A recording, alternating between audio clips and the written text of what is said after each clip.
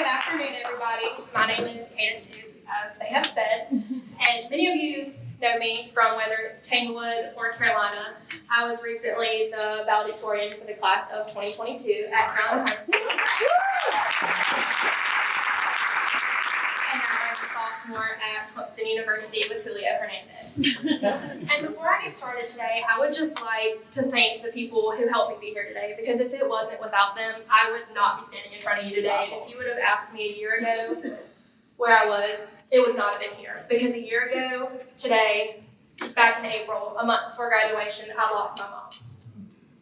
And at that moment, I was the lowest in my life that I had been. And if it wasn't for these people who said, no, you're walking to that finish line, you're going to graduate, you're going to Clemson, help me find the money, I would not be where I am today. So if I could ask TJ, Julio, Dr. Anderson, Miss Martin, Mr. Schutte, and Mr. Ricardo to please stand up, and y'all give them a round of applause.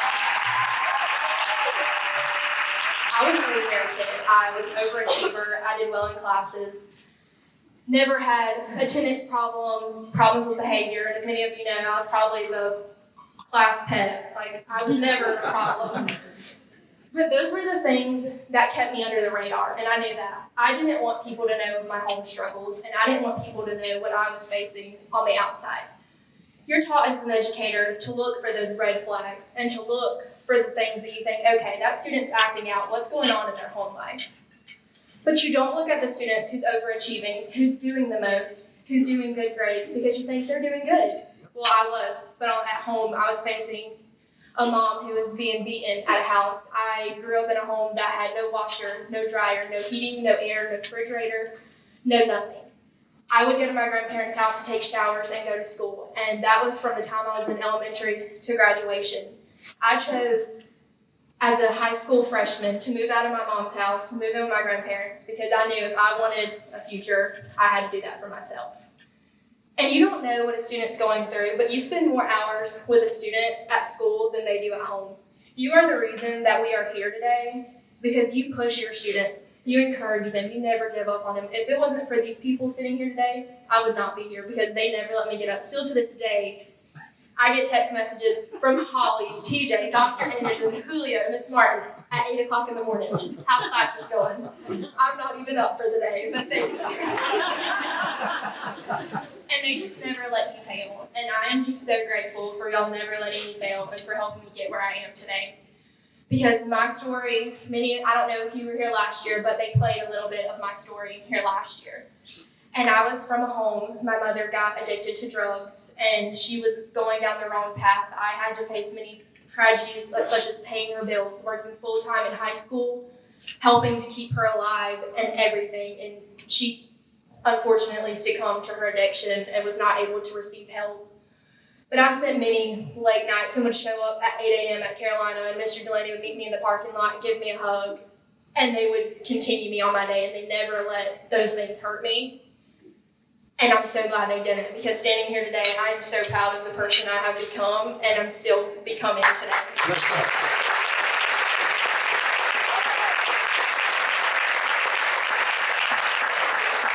And right now at Clemson, I'm working with Julio, getting connected to all the different people and speaking to everybody to share my story, because I don't want students to think how I used to think. My past defined me, because I'm a firm believer. It does not matter what you went through in the past. Your past does not define you, because there was everything standing in my way to keep me from graduation. I am a first-generation college student and the first person in my family to graduate high school and actually graduate and not just make it to graduation. And if you let your past define you and you use that I was not aware of my trauma, that it was trauma until TJ and everybody informed me that was trauma, that's your trauma response. And I'm now educated on that, and I help my friends and everybody else. And it's a passion of mine to share my story and to let everyone know that you can do it. It doesn't matter what tragedies you face or what happens to you, because you can overcome those things. Because right now I'm a nursing major, and I don't know if you know how competitive Clemson is, but 4,000 students applied for nursing and 120 of us got in. And I have plans to graduate from Clemson, walk that stage, and then turn around and go right back and get my doctor of nurse practitioner like Holly did, because I have a passion for children in the upstate to help them like I was helped, because I don't want any child left behind or forgotten, because you can only do so much as an educator, parents can only do so much, and you don't want those one students to fall through the crack that really needed it most, just because they didn't have those red markers that you're taught to look for. So as a pediatric nurse practitioner, I'm there in the schools, in the community, helping students, and I know the things to look for because I know what was helped for me, and I want to be the one to make a difference in the future. So if you ever see me crying when they tell you about me, it's because nursing school's hard. I'm sorry. I cry a good bit. But I'm just really grateful to be here today and to speak in front of y'all, because y'all are the difference makers. And I could never do education personally because I don't know how you do it, and I'm just so proud of y'all because I could not be in your shoes today. I'd rather be up here speaking in front of all these people. But whether you wake up on a day and you don't think you're making a difference, just know that we still talk about you, even as sophomores in college. Like whether you're an elementary school teacher, we're like, that person really did not let me forget that, and they helped me to it till to this day. And we still have connections with people who we might have argued, like Mr. Pruitt. We did not like each other in the beginning, but we came out strong because they pushed me. And at first I didn't like that push, but I realized that push is what I needed to get to where I am, because I went in middle school 3 years without a relationship with my dad.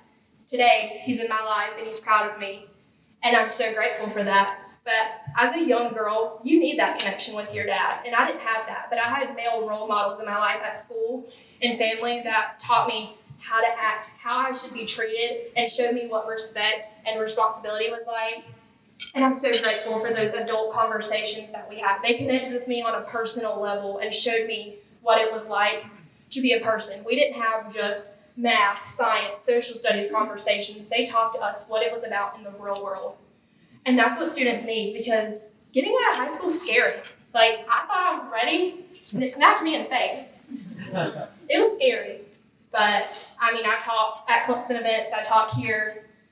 I get out of my comfort zone because I know I can. Because no matter if it's scary, I know it helps other people, so I just deal with it. But build those connections with your students. Talk to them. Ask them how their day is. If they look like they're having a good day, or if they look like they're having a bad day. Just because you push them, even Mr. Minton knows, we would walk in his room. It didn't matter if we looked sad, mad. He was going to give us a hug at the door and make us be in a good mood by the time we left his room. And those are the things that we remember, because we were taught, don't let one thing in the morning ruin your afternoon. Because one thing happened to you, it doesn't get to define your life. Yes, my mom was abused. My mom was on drugs. She passed away before graduation. But I was like, you know what? Her past, nor my family's past, does not get to define where I'm going to be 10 years from now. Where my kids are.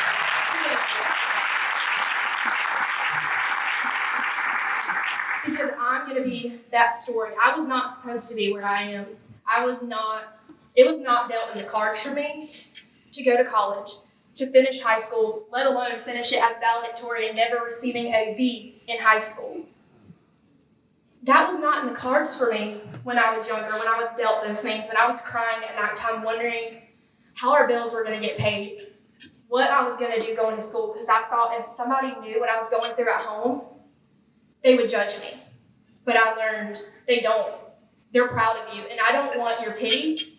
I don't want anything from you other than for y'all to walk out of this room and to look at the world a little bit differently and look at those overachieving students.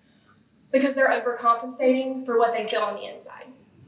Because if a student is over-trying in the classroom, look at what they do at home. Because I work 40 hours a week, Monday through Saturday, while going to high school and taking college classes. I was tired. I didn't want to do it anymore. There was many times I sat in Mr. Vaccaro's room, and he knew to just let me sit there because I was done. I was mentally done. I was to my breaking point. But I still finished. It's not about these test scores. They teach you, let's push test scores. Let's push this. And I know Greenville County Schools, I'm sorry if y'all like it, the mental health thing y'all were doing last year, I'm sorry for that. I tried fighting for y'all. Greenville County Schools, because I thought it was stupid. It's not your responsibility. Y'all are not taught how to handle mental health. Y'all are not taught how to deal with these things. Some people are gifted for it. Some people are not. Like Miss Molinax at Carolina High School, she was from Tanglewood. She is a psychiatrist. She will sit there and talk about your whole life with you. And that's what's needed. But not everybody is able to handle that. We know as students what teachers can handle it and who we can sit down and have a one-on-one conversation with, and 10 years later go back and say, hey, I need you today. Because my people know I will call them at 10 o'clock at night. Dr. Anderson knows I will text him at 11 o'clock at night. I need help. I can't do this. This year, I was at the lowest of my low. No matter how high I seem right now, I had to get put on antidepressants because I reached my breaking point and I was done. I got to college and I was like, you know what? Life's hard. I grieved my mom. I didn't fully grieve her, and I was starting to grieve the loss of the life I wanted because I didn't think I would be able to have it. I didn't think I was going to be able to pay for Clemson University because, as many of you know, it's expensive. But because Miss Martin, Julio, TJ, Dr. Anderson, they didn't give up on me. They fought all summer long to get me money and surprise me and help me pay for schooling. And I'm doing the same thing now because I can't afford to go to school. But I know that's what's in the cards for me. I want to graduate, and I want to go on to make a difference. Yeah.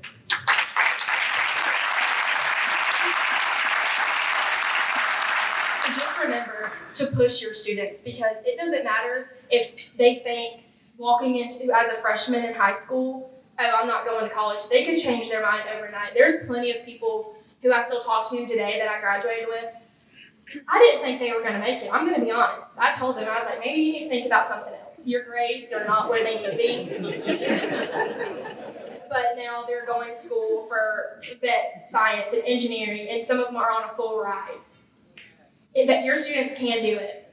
Because it does not matter the test score you have. Heck, I bombed the ACT and the SAT. Ask Judy and Mr. Picard, because they see my scores. It was bad. But I'm still there.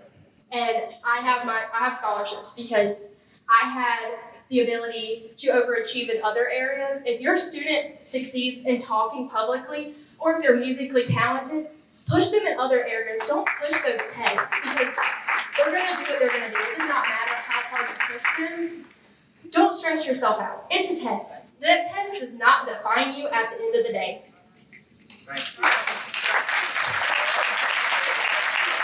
Sitting in college, I'm one of 600 faces my professor sees at 8 a.m. They don't know my name. They know me as a number on their attendance log, and if I'm not there, it's another name. And there was many days I didn't go, because you have to decide sometimes, do I finish this assignment or do I go to class?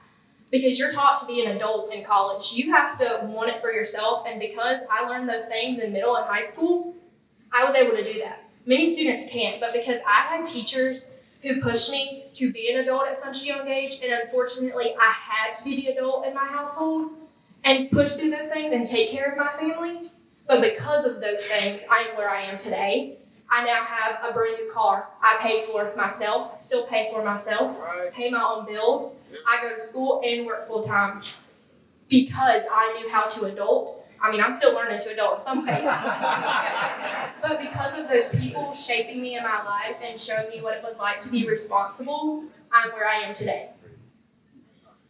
And I just want y'all to know we appreciate everything y'all do. And I am so grateful to have come out of a Greenville County school, because a lot of other schools don't have those personal connections. But I have almost every single teacher's phone number, Facebook, email. I have a way to contact them years later, and they never turn their back on you. With Julio, I could text him at 3 p.m. and he's responding 5 minutes later, and I'm walking to his office up a huge hill at Clemson, sweating when I get to his office. And for him, he wants to be like us students. He doesn't hide in the presidential office because, trust me, their office is nice. It's really nice. He would park, he told me this because I would tell him, I'm out of breath, I'm out of shape up here, like I can't do this.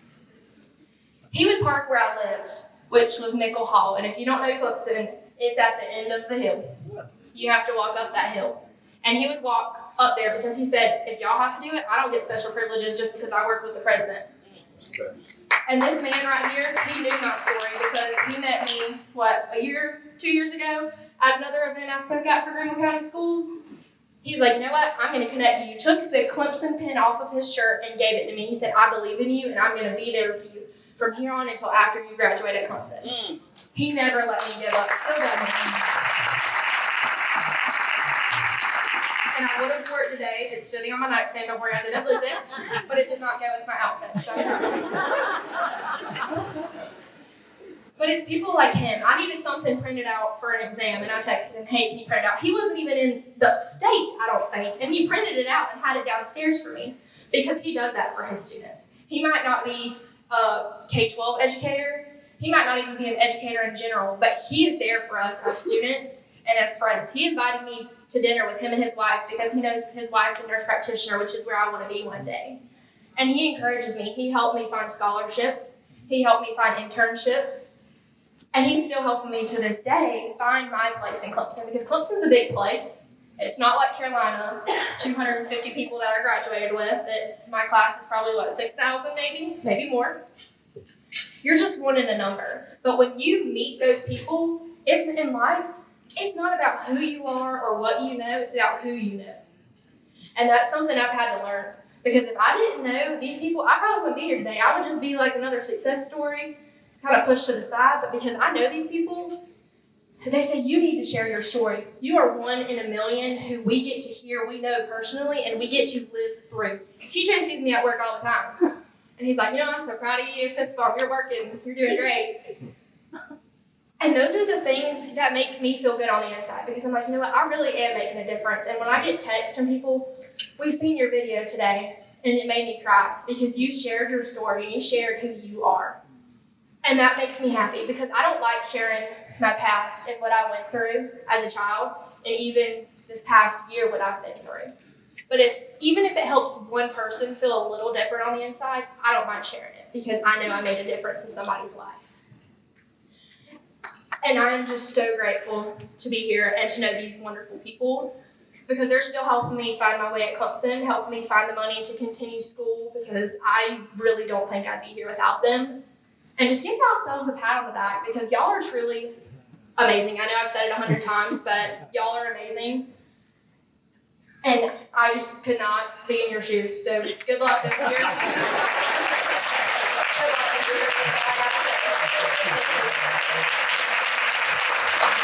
All right, so I can see it. I see Holly as a nurse practitioner for OnTrack Greenville in the schools passing that baton to Kadence one day. And so I can see her coming back and giving back in that same way. So you say you're not an educator, you can't do it, but I feel like you will be doing it one day.